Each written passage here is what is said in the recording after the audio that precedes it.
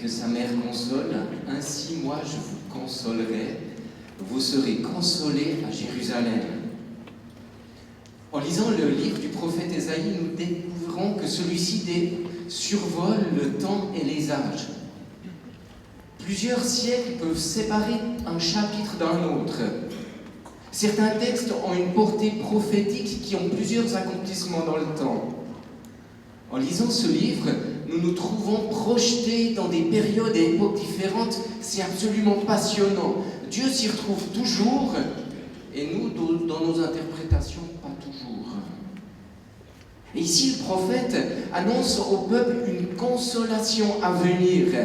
Avec le recul qui est le nôtre, nous savons que celle-ci a eu lieu environ 530 avant Jésus-Christ, lorsque les Judéens sont rentrés d'un exil forcé, soit environ 150 ans après qu'Ésaïe ait prononcé cette parole. Ça fait de la marge. Elle a eu un accomplissement direct pour Israël sous le règne des Mèdes et des Perses, plus précisément sous Cyrus le Grand, roi de Perse. Comme un homme que sa mère console, je vous consolerai. Pour que Dieu leur donne cette parole, pour que celle-ci vienne les rejoindre, vienne les percuter, les impacter, c'est qu'ils devaient très certainement traverser une situation de détresse difficile et compliquée. Parce que je ne suis pas sûr que ce texte soit interpellant pour tout le monde, pour toute personne. Franchement, tout le monde n'a pas envie d'entendre cela. Comme un homme que sa mère console.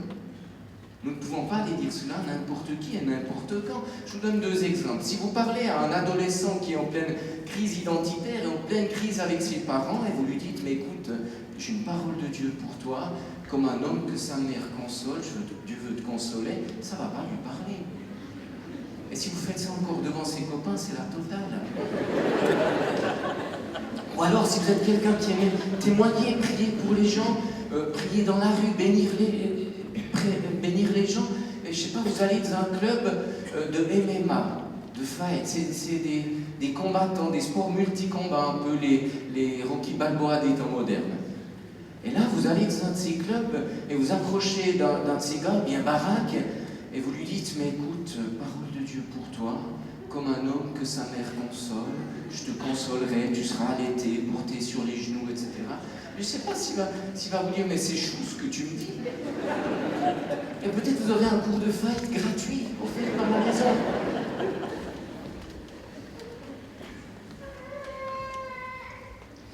Non, c'est une parole extraordinaire, mais autant opportun, dans un contexte précis. Et ici, c'est la consolation. Cette consolation est une conséquence de l'exil. Elle est premièrement adressée au peuple qui revient de l'exil après un temps de déportation de 70 ans. Après cette période de déportation, ils ont besoin d'entendre cette parole. Et pourquoi donc ? Parce qu'un peuple qui connaît l'exil forcé a subi une telle souffrance, une telle détresse, de tels drames. Dans ces périodes, il y a eu la guerre, il y a des exterminations, des violences les plus abjectes. Les abus qui vous glacent le sang, rien que d'entendre en parler. Chaque famille connaît le deuil. Des enfants sont fauchés par une destruction, par une folie de destruction. En exil, vous perdez tous vos biens, tout ce qui vous appartient, vos souvenirs, votre terre, vos amis. La seule chose qu'il vous reste, c'est votre vie, et souvent bien abîmée. Dieu leur parle de consolation à leur retour, car il y a tellement de choses à reconstruire dans leur cœur, dans leur vie, dans leur nation, tellement de souvenirs, de cauchemars à guérir. Et c'est dans ce genre de contexte, cette parole prend toute sa force et tout son sens. La consolation de Dieu est à la hauteur de la souffrance endurée. Elle découle de son amour, de son autorité et est engendrée par le miracle. Et je crois que cette parole est aussi prophétique pour chaque époque, chaque nation, chaque personne qui connaît l'exil. Elle est profondément actuelle. Les circonstances que nos nations connaissent en ce moment donnent encore plus de force à ce texte. Nous voyons des feux se sont allumés partout. À peine un feu s'éteint que deux autres prennent au sein des nations. Mais derrière cela, ce sont des drames, du désarroi, des vies brisées et marquées à jamais.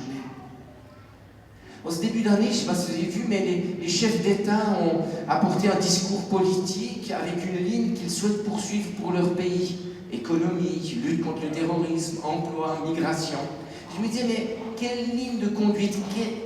Qu'est-ce que Dieu dit? Qu'est-ce que Dieu donne pour 2016? Quel message, quelle parole face à cette détresse qui nous entoure ou que nous vivons? Et je crois qu'une des réponses se trouve dans ce texte. Une des lignes, une des directions qu'il nous donne est certainement dans la dimension de la consolation, soit pour la recevoir, soit pour la transmettre.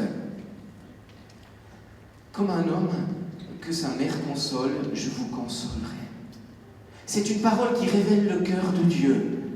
Béa développera plus ce sujet. Elle traverse le temps et les âges. Elle est pour ce peuple, elle est pour des peuples, elle est aussi pour toi. Elle est pleine d'espérance. Elle nous parle de rétablissement, de restauration, de recommencement, d'une étape nouvelle. Elle concerne toute personne qui traverse une période de difficulté complexe. Alors, sans vouloir faire une trop grande gymnastique spirituelle, derrière ce texte, j'y vois l'œuvre de Christ. Le contexte, je ne peux pas le développer. Mais Cyrus, roi de Perse, Cyrus le Grand, est appelé serviteur de l'Éternel. Il va prononcer une parole de libération pour les Judéens. Il va même donner un ordre écrit pour l'affranchissement du peuple. Cyrus est un des instruments qui permet la consolation. Et je crois que cela préfigure l'œuvre de Christ. Jésus est le serviteur de l'Éternel par excellence, le libérateur par excellence, celui qui affranchit toute personne qui vient à lui.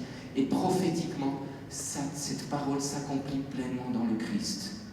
Toute personne qui vient à lui trouve ainsi la liberté, la consolation, la guérison du cœur.